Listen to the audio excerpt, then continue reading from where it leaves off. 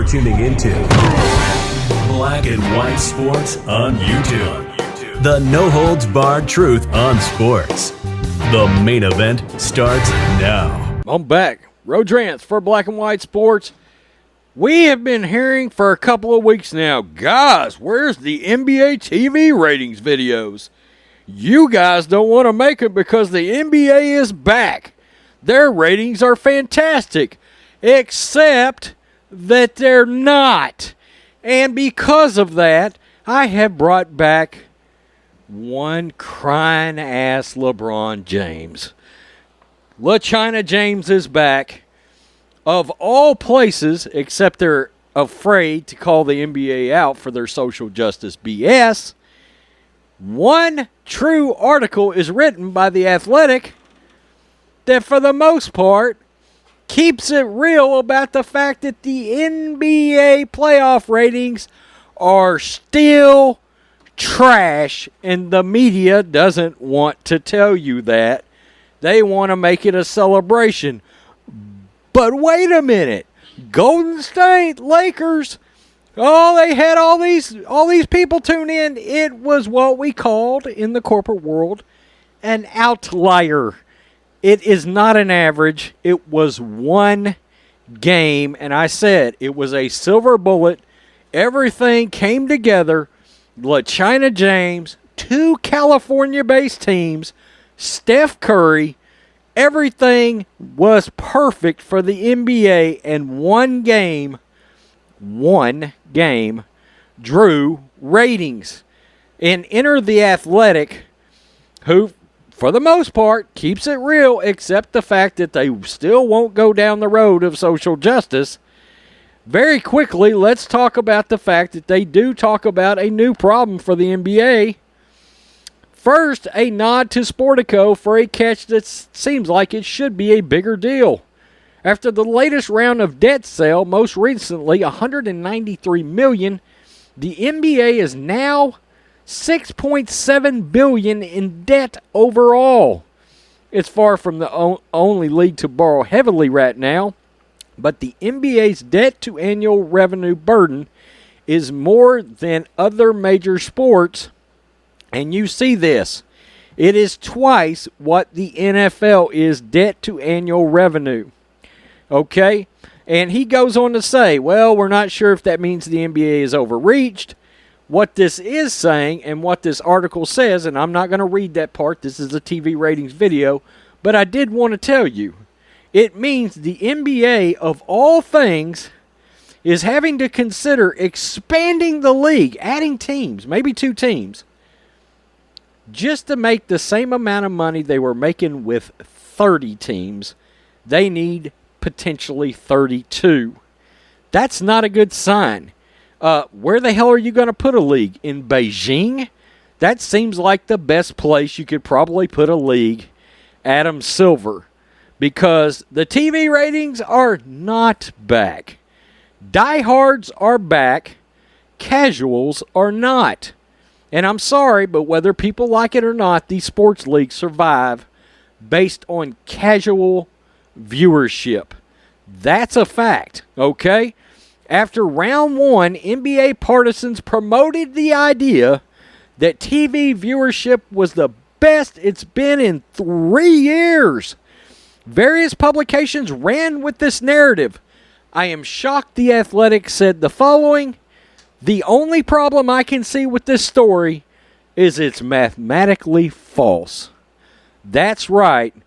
Imagine that. The media is lying to you.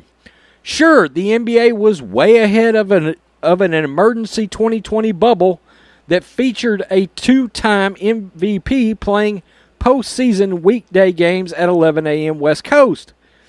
But better than the playoffs of 2019, ? Because that's what we've been seeing. Oh, it's better than the 2019 playoffs. Except it's not. When you crunch the numbers, the average first round viewership in 2021 was ever so slightly less than it was in 2019. Keep in mind, the ratings had already started dropping in 2019. It's close, though, separated by only an average of 5,000 in official tally. But this is where it gets much worse for the NBA. Of course, as we've noted in this space, the official tally is far more favorable to broadcasters now than it was in 2019. Why? Thanks to the inclusion of, quote, out-of-home viewership that adds in sports bars, airports, hospitals, and other dwellings. Put another way, quote, flat. They're saying that the ratings are flat compared to 2019.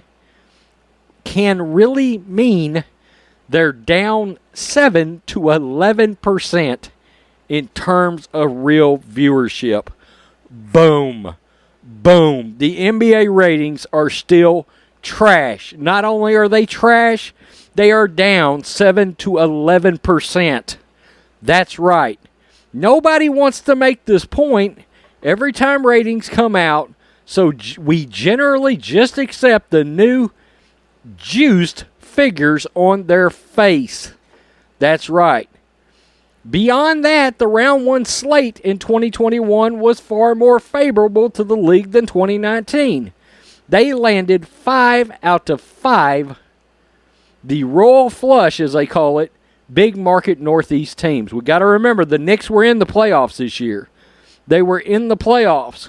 In 2019, they drew 3 out of 5 Northeast teams. Now, you had the Raptors in there fucking everything up that year, right? And TV, look, they were worried about that because they were like, oh my God, the Raptors are in. That's going to kill our ratings. Here we go. Anyway, one of the reasons we saw a lot of happy talk on round one might be because after the Lakers' elimination and the Knicks' exit, the NBA is staring down the barrel of a meager round two. For example, the Suns' blowout of the Nuggets in Game 2 drew 3,534,000 viewers, down 24% from 2019. In non-percentage terms, they were down over 1 million viewers so far in round 2. As this series moves along, the comparisons to 2019 will remain less than flattering. Why? Because the 2019 Warriors-Rockets semifinal 6-gamer averaged over 7 million viewers. Game 1 of 2019 Warriors-Rockets drew 7.25 million on ABC. Game 1 of 2021 76ers and Hawks drew 3.38 million. As of writing, none of these round 2 games had cracked 4 million viewers, though I wouldn't be shocked if the Bucks-Nets Game 3 rock fight does the trick. Get this.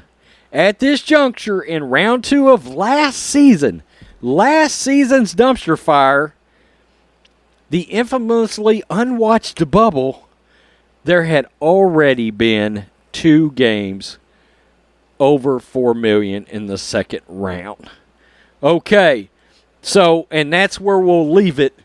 But now you know the media has been spinning these NBA ratings. And in round 2, they're down 24% versus 2019. If you look in terms of real viewers, they're down 7 to 11% versus 2019 in real viewers. So the only thing that is padding their numbers is sports bars, hospitals, airports. The NBA isn't back. There's not some celebration. The NBA and their viewership is still dog shit. It's terrible. And there you have it. Tell me what you think, black and white sports fans, on behalf of myself and crying ass LeBron James. Peace. I'm out till next time. Thanks for watching the show. Be sure to like, comment, and subscribe. Be sure to tune in next time on Black and White Sports.